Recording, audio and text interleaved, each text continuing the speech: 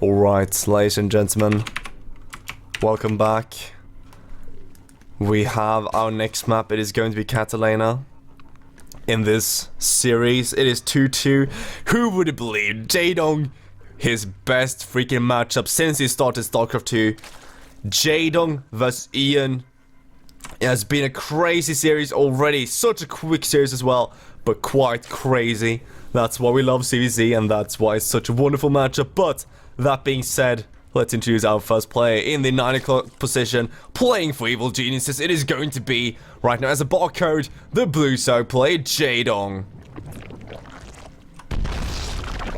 And his opponent, as the red zone player in the, well, let's put that, the 5 o'clock position here on Catalina, playing for Yo Flash Wolves. It is going to be Ian, the Taiwanese Zerg player, right, currently playing on the Chinese servers. Of course, Taiwan and China playing on the same server. But something worth noting here, because we don't see any early pools and we don't see any early gases, so we can kind of chill out for the first few moments of this game. A lot of the Korean players, a lot of the Taiwanese and Chinese players, you know, just the general population of the Chinese servers here, they choose to use proxies to play on the Korean servers. This is something a lot of people don't know, actually, and something we keep bringing up in the GPL that me and Tenshi do cast. And the next GPL will be, I can't actually remember when the next one is. I'm going to have to double check that before we end this cast. But you know, something that is very important to note is that a lot of these players that are in the Chinese servers actually play much more in the Korean servers, which is why they have such, you know, close meta, such a similar builds and similar moves and everything. That's because they adapted to the Korean scene. And when you check the Korean, you know, GM rank, you'll sometimes see people that you wouldn't expect be there, and that's because they are usually, I would say, you know, not as played as much on the GM ladder, etc. You know, it's not as competitive because most people there are actually playing on Korea, which is why you see such strong Chinese players in this day and age. I want to point out, you know, XY or She, as his name is supposed to be pronounced, that I've been told. He actually, you know, had this dream run. We keep talking about it, but it was like just the dream run in the Leifin Cup, which is also one of these cups that kind of brings together China, Taiwan, and Korea in terms of players. Now, he beat so many players. He even beat, he got so close to beating True, but he went down against True. But he beat Believe, he beat Moru, he beat Myung-sik as well, so some really strong players, and everyone was kind of surprised by that. But here we go, Jaedong now has scouted everything and just wants to double check the gases. And just here, I mean, look at this. I mean, Ian is 2-2 to Jaedong in the best of 5. I mean, who can beat Jaedong in best of 5 in ZVZ? Like, only a few Zergs on the planet can beat Jaedong in the best of 5. And I know, you know, you're not supposed to be a fanboy of Jaedong. He's not really, you know, his old self in StarCraft 2. I get that. And in ZVP and ZVT, I would absolutely say so. He still has a long way to go when it comes to getting back to his old self. But ZVZ, this is his matchup. I mean, I would say Su is the only one right now that you can always say is better than Jaedong. Maybe Life, but except for Life and Su, there are not many people on the planet who should be able to beat Jaedong when he, you know, consecutively in a series. Now, what's happened so far in this game? Well, Jaedong has scouted Ian completely, and he saw exactly what Billy was doing. He was doing gasless. Ian, though, how much did he see? He hasn't scouted anything in the main base. It could be gasless. It could be a lot of things. He didn't see any gases in the natural, though, which is why you usually do get your gases when you do go for those double gases at around 5 minutes or 5:15, even 5:30 if you want to be late with them. And of course that means Jaedong now can take a very quick third because of his link speed that he's supposed to have, and he actually is finishing up right now. He could have faked if he wanted to, but we want to make sure that he can punish if Ian decides to take a risk, and he wants to be super safe against Ian's possible follow-up here. Now, Ian hasn't scouted for this third base. He didn't really see the drone either because it's actually out of his vision range. And we do see Jaedong actually is getting a lot of links and banelings.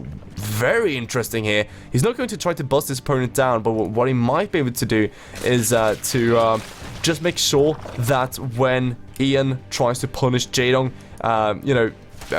Ian is the one being punished, right? Now, we see +1/+1 for Lings being made for Ian, and I can't really stress how important this is. For Lings means that you're going to have an incredibly Ling-heavy composition. No roaches.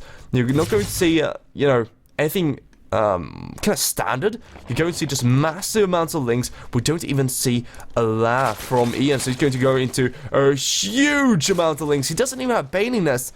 The question, though, is, can Jaedong hold this? Because Jaedong has this massive move towards the third base of Ian. He's going to try to cancel this and maybe even kill Ian if he can. And of course, Ian, who doesn't have a Baning Nest. He does have a Roach one though, if he would need to, and here we go. Those Bangs are morphing 13 more, and Ian right now does lose a lot of his Lings, but the transfusion is saving the Queen as long as possible. No speed though for Ian, he just has that +1/+1. Is he going to hold Jaedong with a huge risk here, trying to bring down Ian? Those upgrades are not done, and the Bangs will just crush his Lings here.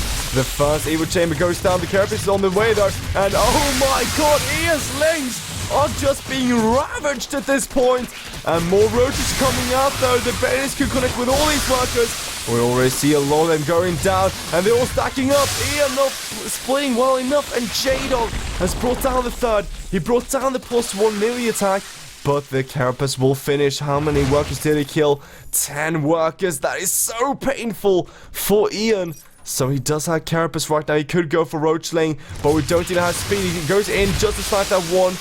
Queen as well gets out with even a few Lings. So just, adding insult to injury here to Ian. And now +1 missile attacks on the way for Jaedong, even earlier than Ian's at this point. We don't see last started for Jaedong, but we do see it started for Ian at this point. Roach 1 did go down as well. So many Evil Chambers made in vain. So you could say he killed 10 workers, but also an extra 3, even 4 I would say by that. So even extra 4, so you could say almost 14. But remember, Jaedong now sees the big push out here by Ian, and Ian does have the big army right now. This is going to be very, very close, I do feel. Because still, I mean, he has, this many Lings, he might be able to snipe the third base. There are no Baning Stouts for Jaedong right now, and Ian just has to make sure he doesn't get surrounded. Of course, Jaedong should be able to hold this, but if he makes a misstep, he could lose his third. The third is being focused down right now. Jaedong pulling everything he's got, and Ian should be focusing down this third, not focusing down the units, but he is. He's focusing down the units, and Jaedong might be able to save his third base. Right now, Ian is just trying to make everything happen on all the sides, trying to get the third, doesn't work. He's trying to get the army of Jaedong, doesn't work either, and therefore he's now running back to his base without getting anything done. His third base isn't even completed yet. Jaedong, of course, sees exactly the timing of this, and all the gases are up for Jaedong here except for 1, so he's up to, what was that, 5 gases here, if the math is solid. So 5 gases, which is perfect for just constant roach production here. And, well, Jaedong does get +1, doesn't choose to get +2 yet. Just so strong in this game. He's so far ahead as well. I can't really see Ian how he's going to get back into this. Does he have, did he even get the roach speed? No, so we see roach speed on the way for Jaedong. Hasn't even been started for Ian. Ian can't be aggressive. If Ian pushes out at any given point past past the creep of Jaedong here, even if he goes past the middle almost, Jaedong should be able to chase him down and kill the entire army, or just about the entire army at least, before Ian even gets back to defend. So if Ian pushes out here, he's going to lose the game. The problem is, if Ian doesn't push out, Jaedong with a macro hatch, with just about all his gases, and actually didn't get this either, so he's actually just up to 4 gases. Still though, with all these gases, with all this economy, you can see that Jaedong is just ahead in all ways in this game possible. Even has the +2 on the way. We do actually see +2 Carapace on the way for Ian, which is a nice little bonus here, but of course, is really enough to, for the incoming pressure from Jaedong. When Jaedong maxes out, he's just going to go for the maximum push out, the crazy, 200 roach army. If he gets the Baners, he could even get those extra, what is this, 15 Lings, or 15 Baners, even 20 Baners maybe. He could if he wanted to.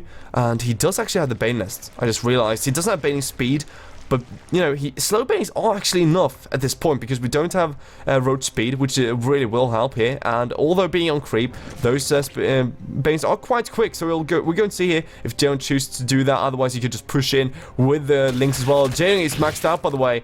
So he's going to clean up a bit of creep here, start pushing out. And right now, it's all up to this one hold. Ian has to be holding, but is it going to be enough? Ian right now with so few roaches, just this one spine caller to help it all. And right now, not even the upgrades already. Jaedong with so many more roaches just pummeling his way through. And Ian, this hole is not going to work out.